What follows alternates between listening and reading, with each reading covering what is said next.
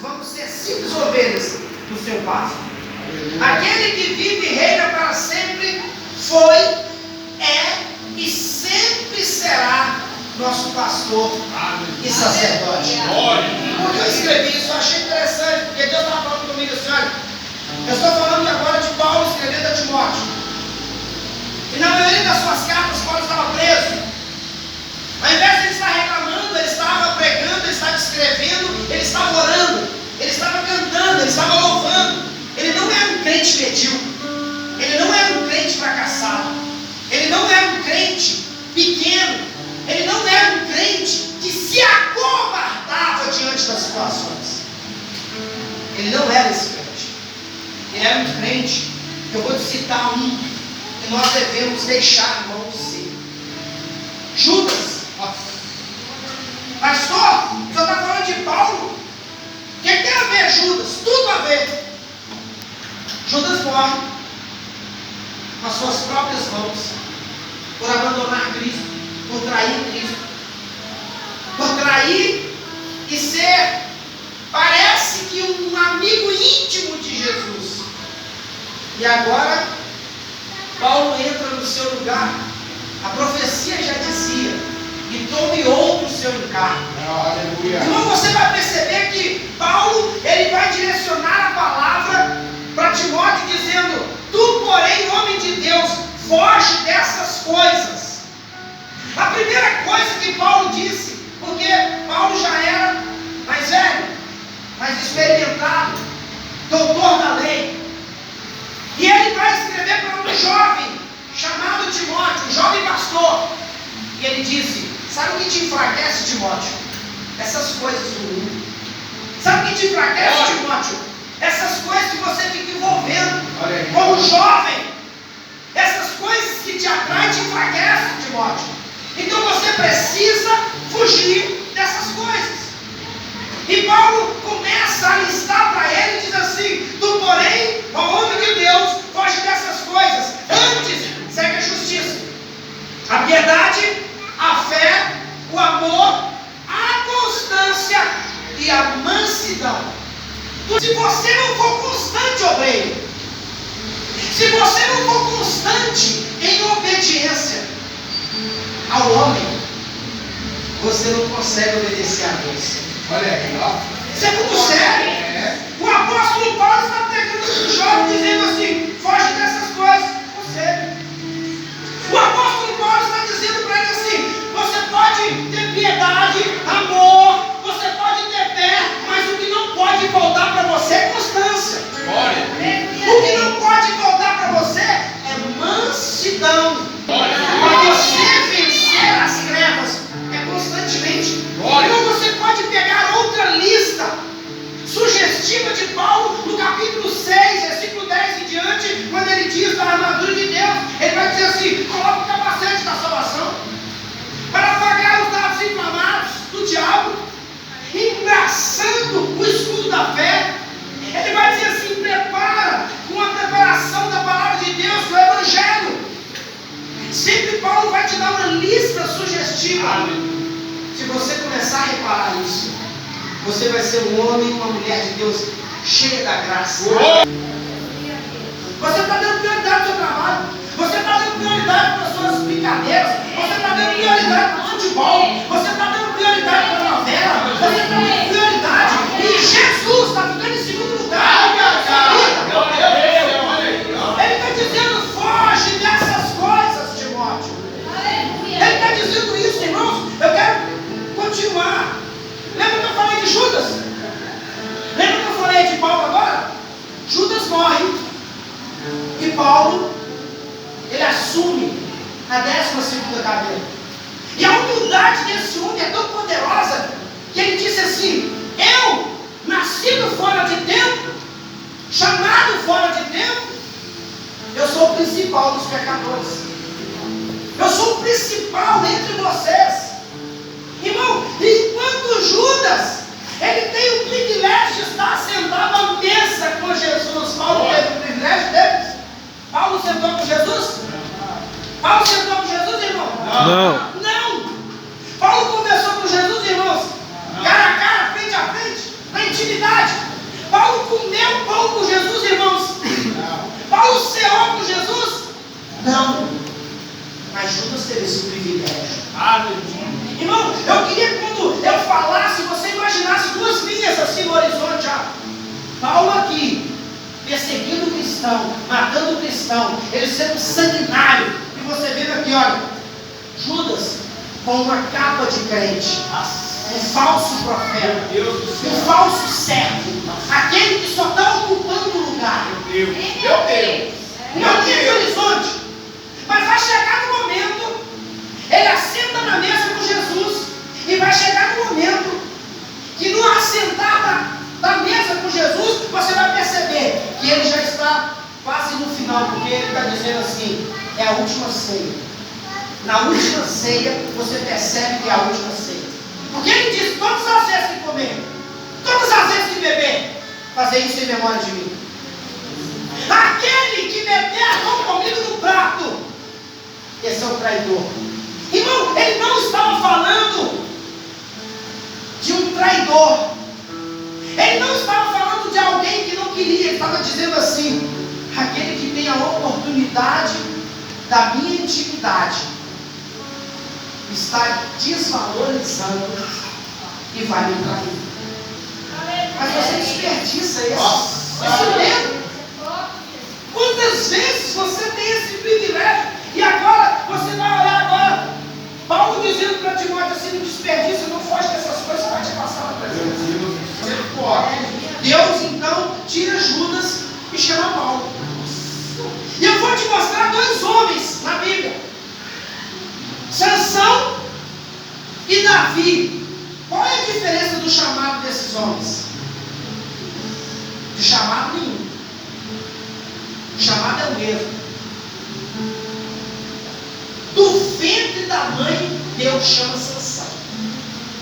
Do ventre da mãe, Deus chama Davi. Como é que o senhor sabe, pastor? Na Bíblia não fala que Davi, do ventre da mãe dele, fala assim. Lá no capítulo 11 ou 6, no pergunta de Juízes, vai falar assim: e Deus, a fim de pegar os filisteus, levanta um homem chamado Sansão. E você vai ver no Salmo 139, Davi dizendo assim: eu ainda informo, olha aí, no ventre da minha mãe, o Senhor já era. Ele não está falando de algo terreno, ele está falando de alguém que sabe tudo que está fazendo. Meu Deus do céu. Irmão, agora você vê Sansão sendo chamado, Sansão sendo instruído pelo pai e pela mãe. Ei, observe que eu estou falando de instrução. E Paulo então está instruindo o seu jovem obreiro, um jovem pastor, e dizendo assim: você quer vencer as trevas? Seja constante. Irmão, Sansão, ele brinca com a verdade. Ele sabe que ele era nazireu, não podia tocar em mau morto, ele não podia tocar em cadáver, ele não podia beber bebida forte, ele não podia misturar com pessoas que estavam bebeteando no carnaval, bebendo, fumando, cheirando. Ele sabia que não podia fazer isso, mas ele fazia. Ele quebrou todas as regras, ele mentia, ele brincava com as coisas de Deus, até chegar o fim do ministério. Nossa! O inimigo pega e fura os dois olhos. E eu vou te falar um homem. Ei, eu fechei a primeira parte com constância e mansidão. Os inimigos furam os olhos dele, porque tentam envergonhar o homem de Deus quando brinca com a palavra de Deus. Satanás quer fazer isso. Agora eu quero citar para você Davi. Davi, ele começa no anonimato. Todos os irmãos são envergonhados na sua escolha, no seu chamado. Aí você percebe que quando ele pega a coroa, ele começa a reinar. Em um momento da vida dele, ele não segue constante. Olha, qual foi o dia? O dia que os reis tinham mania, era de costume os reis sair para a guerra.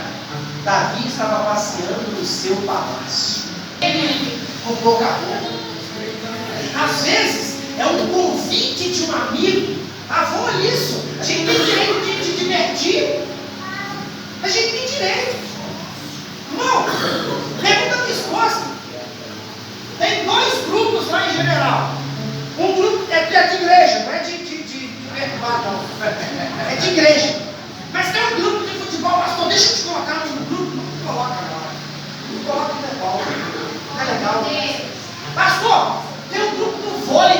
pastor, vamos lá, porque é ali, e a gente joga, a gente distrai um pouquinho, deixa eu te colocar no grupo. Não, coloca no grupo, não. Uma certa vez nós estamos orando, tinha um pastor do meu lado, cheio de obreiros. Aí eu pego o celular, peguei o celular, fui desligar o celular. O pastor olhou para mim e disse: já terminou? Está incomodando, rapaz. E ele, pastor auxiliar, falou assim: senhor, pastor, me perdoe. Rapaz, mas você não tem vergonha na sua cara, não? Olha, pegar o celular, disse: pastor, eu estou ligando o celular. Olha, eu estou falando e você está falando junto comigo. Perdoa, pastor. Eu poderia ficar magoado, pastor. Eu poderia ficar chateado, pastor. Naquele ministério eu fiquei 13 anos. Quando o pastor caiu em prostituição. E eu agora tenho 10 anos como pastor. Pergunta se eu tenho ódio daquele pastor. Não. Pergunta se eu tenho rancor daquele pastor. Não. Nunca. Às vezes, quando nós somos chamados a atenção pelo nosso pastor, Deus está querendo nos corrigir em alguma coisa. E quando eu tenho o coração quebrantado, eu vou para casa orar: meu Deus, me perdoa, eu entendi que o Senhor me ama, por isso que o Senhor está me chamando a atenção, e o Senhor usou o meu pastor para me falar hoje. Irmãos, no primeiro dia estava lotado. Na sexta-feira a igreja estava assim, não? A igreja estava assim. Todo mundo dobrou no meio. No segundo dia, exagerou um pouquinho. No sábado. No terceiro dia, vieram para o culto, já era tudo mesmo, né? No quarto dia, já deu aquela balançada. Já veio só aqueles que oram mesmo, que está ali o tempo todo. E no quinto dia, aí, parece que assim, vou fechar com chave de ouro, que amanhã é quarta de cinza, né? Não, tome cuidado.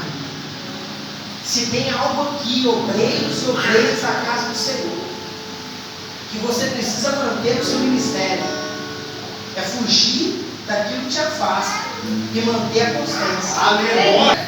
Se ele deixa de guerrear e ele vai passear, imagina só, não foi Satanás que colocou aquela mulher. Aquela mulher estava na casa dela. Ele estava passeando no palácio no dia errado. Imagina só. E ele olha, e a nossa carne, ela já é terrível. A nossa carne já tem um espinho na carne. A nossa carne, ela já é pecadora, por si só. Eu converso com a minha esposa, eu falei isso há muito tempo. Claro que depois de uma maturidade de casamento, no começo a gente não pode conversar essas coisas. Mas eu falei para ela assim: se ela não tiver atração por um homem, é estranho isso. No mundo de hoje está aí, ó, o lesbianismo. Se você não obedece, aleluia! Glória a Deus!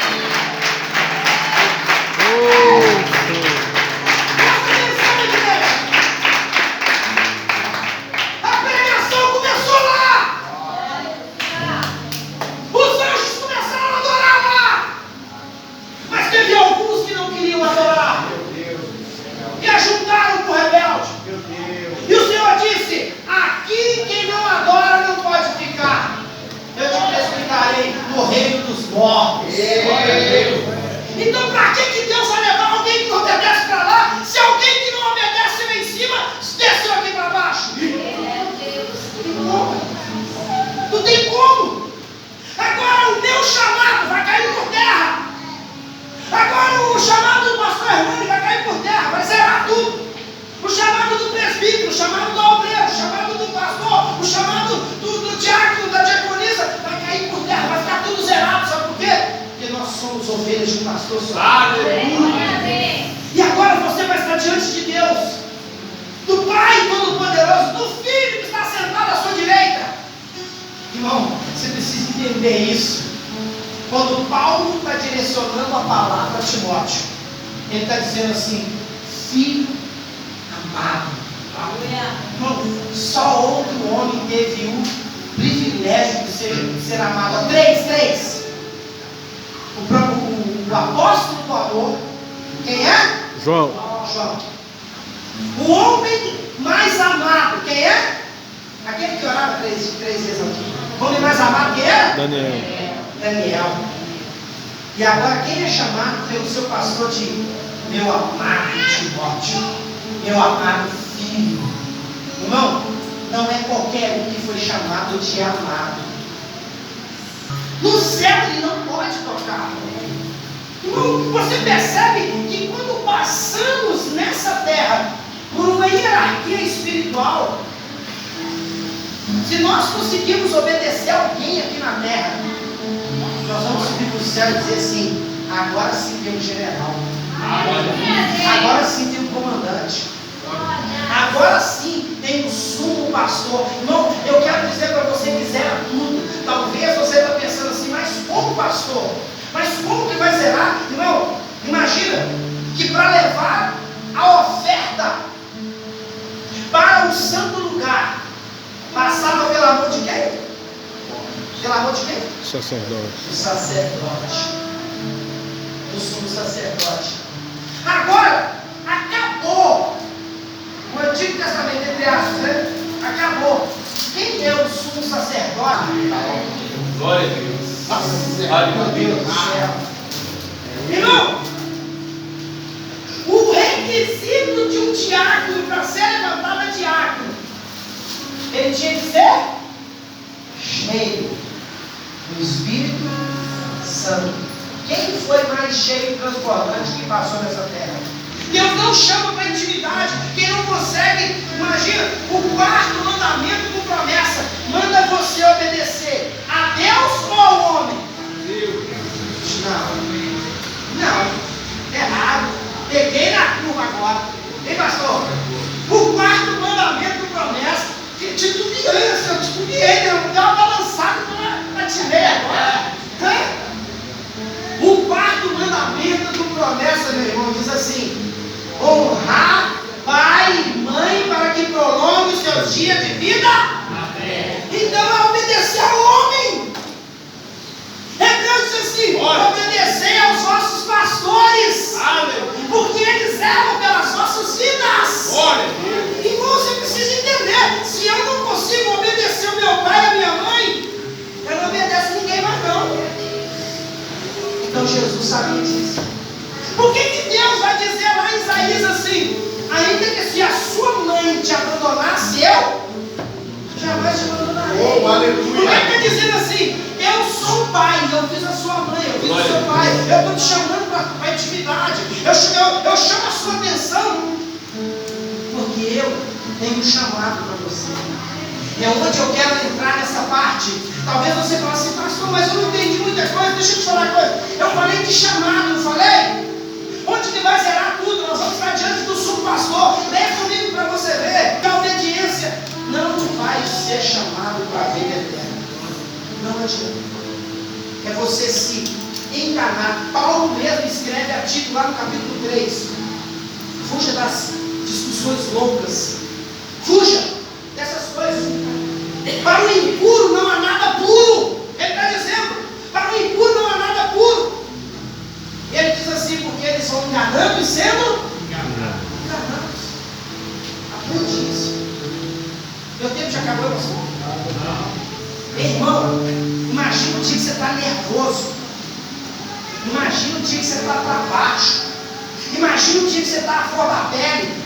E você chega na igreja, e é muito crente, quando o crente não é maduro na fé, ele pensa assim, ó, presta atenção, ele pensa